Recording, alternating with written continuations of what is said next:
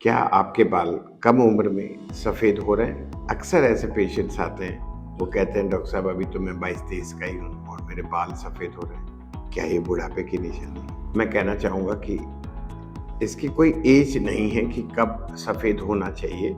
पर हाँ, 1-2 बाल, कुछ स्ट्रैंड्स ऑफ हेयर्स यदि आपके व्हाइट होते हैं तो इसमें चिंता करने की ज़रूरत नहीं होती। कुछ बाल सफ़ेद होना कोई बड़ी बात नहीं है। पर यदि आपके काफ़ी ज़्यादा सफ़ेद हो रहे हैं, बहुत स्पीड से सफ़ेद हो रहे हैं, तो ये कंसर्न होने की बात है।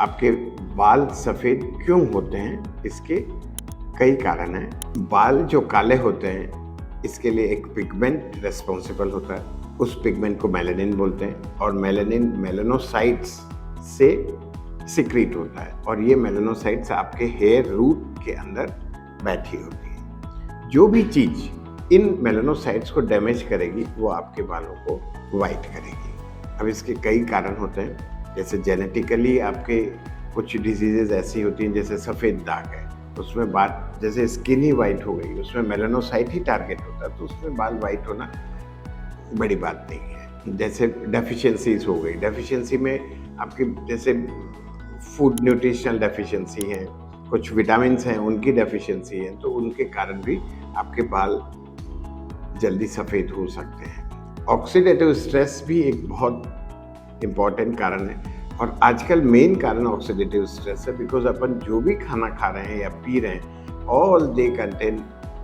पोलुएंट्स और सबसे बड़ा पोलुएंट इसमें पेस्टिसाइड्स एंड इंसेक्टिसाइड्स है, जो कि एबनॉर्मल अमाउंट में मिलता है।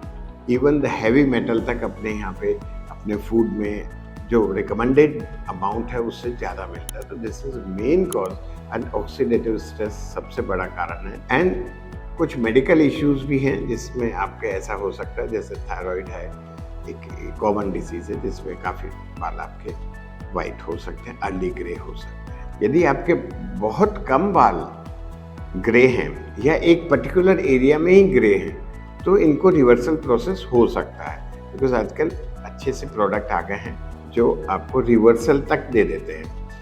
दूसरा होता है इसको फर्दर स्टॉप करना। फर्दर स्टॉप में देयर आर फ्यू विटामिन जिनको हम हाई डोज में देते हैं, तो फर्दर स्टॉप होना कुछ हद तक रुक जाता है, पर ये प्रोग्रेसिव होता है, बिकॉज आप 6 महीने लेके इलाज बंद यदि आप बंद कर देते हो तो प्रोग्रेशन देन अगेन स्टार्ट्स।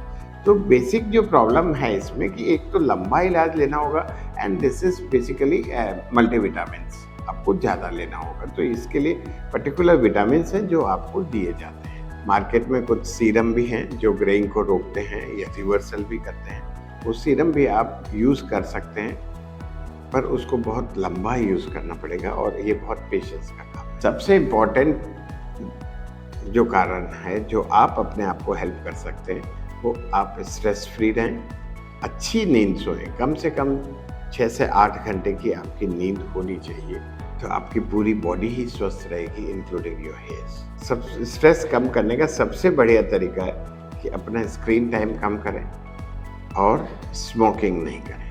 ऐसे और टिप्स के लिए आप हमारे चैनल को सब्सक्राइब करें।